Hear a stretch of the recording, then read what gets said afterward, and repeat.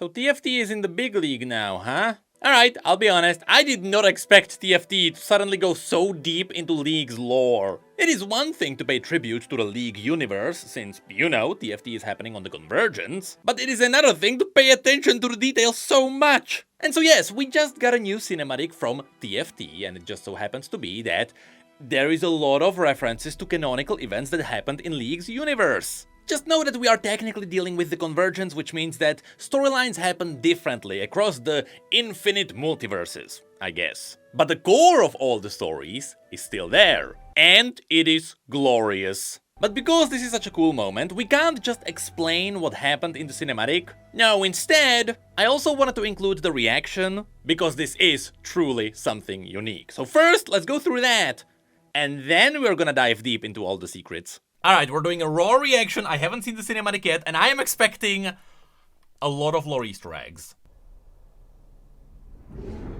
Alright, are we immediately in Hextech? No, it's not Hextech, okay, it's TFT, it's Convergence. Okay, I'm gonna be pausing immediately. All the different dots on the maps. Also, there was a Snag, there was Pengu, and we are in Demacia. Nope! Oh, but there's Overload. Warriors playing in the background. We are referenced to the cinematic with Lux and Silas. Although we are not in Freljord. Hold on, that's different. Speaking of Freljord, Ash, and now we are in the... What is it called? Not the Butcher's Den? No, it's the harbor, it's the Butcher's Harbor. I forgot the name, god dang it, we're in Bilgewater. Alright, hold on. Is this gonna be a reference to Rise cinematic? There it is! Is this reference to Rise cinematic? Because he met misfortune.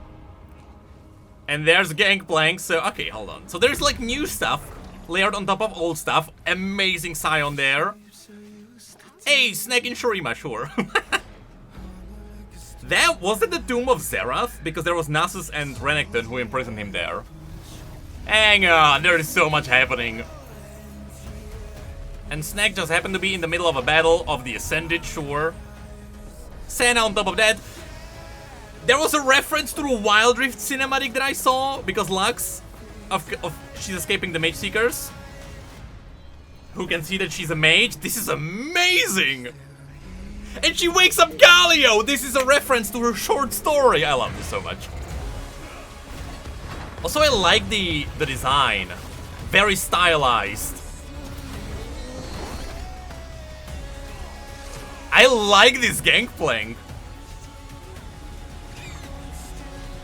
Okay, sure, Mischief. Is she gonna blow Gangplank? Okay, so...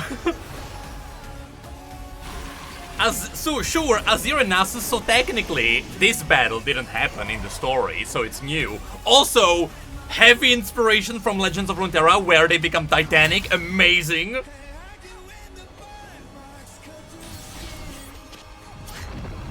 I love this so much.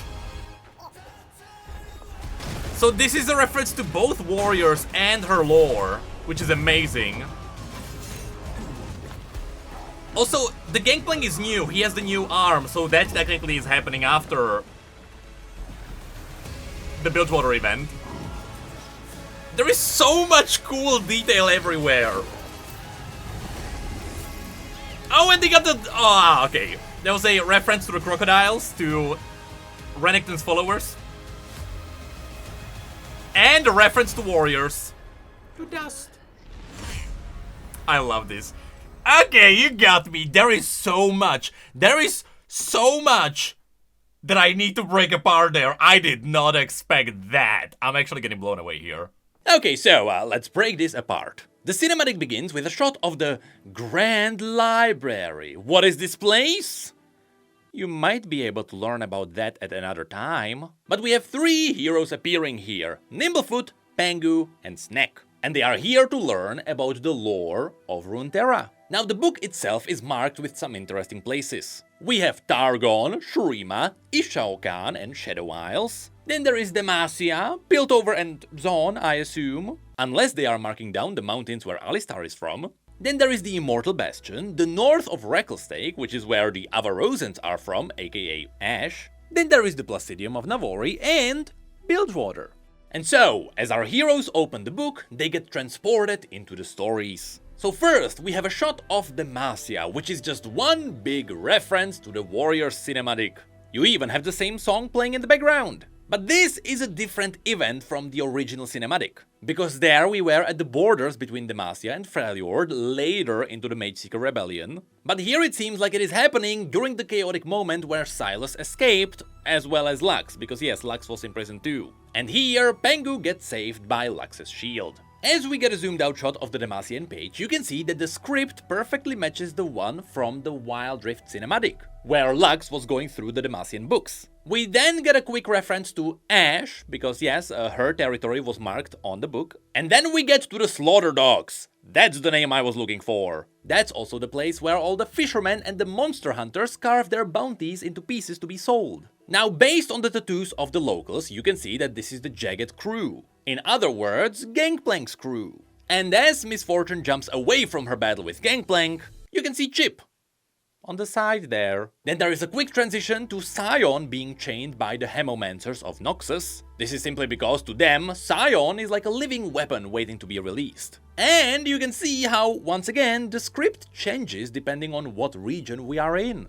This script is then completely different when we get to Shurima. And I kinda like how in their writing they use a lot of circles, as a reference to the Sun Disk, I guess. Anyway, here, Nasus and Renekton are likely fighting in front of Azir's tomb. This is why all of the Ascended are shown here. Not only is this where Azir was resurrected by Sivir, but this is also where Xerath was imprisoned, so he was released from here. And Nasus and Renekton are likely here because they are the heroes who imprisoned Xerath here. As to why they are fighting here right now, I'm not really sure. But here you can see that Azir is summoning his Sand Army, and Renekton is marching into battle with his followers, which you may recognize from Legends of Runeterra. Then there is a quick reference to the Shadow Isle story where Thresh imprisoned Senna, after which we go back to Demacia, where Lux is now escaping the Mageseekers. This is likely why this scene is happening right after the Mage Rebellion started. But it could be happening later too. I mean, remember, this is the Convergence. So many different versions of these stories might have played out across different universes. The important thing is that Lux touches Galio's leg, and that is what wakes him up. Now, not only is this a reference to the Warriors cinematic where Lux summons Galio, but also this is a reference to her old short story, where it was confirmed that Galio wakes up anytime Lux uses her magic. That's how powerful she is. Now, back in Bilgewater, we get a cool shot of a new stylized ship that is not the Dreadwake. You'll see why later. Then in Shurima, Snek is trying to survive, and Nasus and Renekton become huge. Canonically, all of this is totally possible. In fact, canonically, Renekton has even crazier abilities. For example, his body can stitch itself together with massive regeneration even as he's carved into pieces. So them turning themselves titanic through the magic of Ascension is totally possible. I mean, that's technically what they are doing when they cast their ultimates. And also, in case you missed it like I did when I reacted to this, it is not just the Warrior song playing in the background. It is actually going through different songs known from all the canonical cinematics, including Bite Marks, which is where Demacia then gets a quick reference from Legends of Runeterra. Miss Fortune blows up Gangplank again, burning his ship down, which is likely why later he needs to get the Dreadwake. Renekton then slams Nasus down, with the twist being that Snek joins Renekton's side, and it all ends with pulling off a massive reference to the Warrior cinematic. And that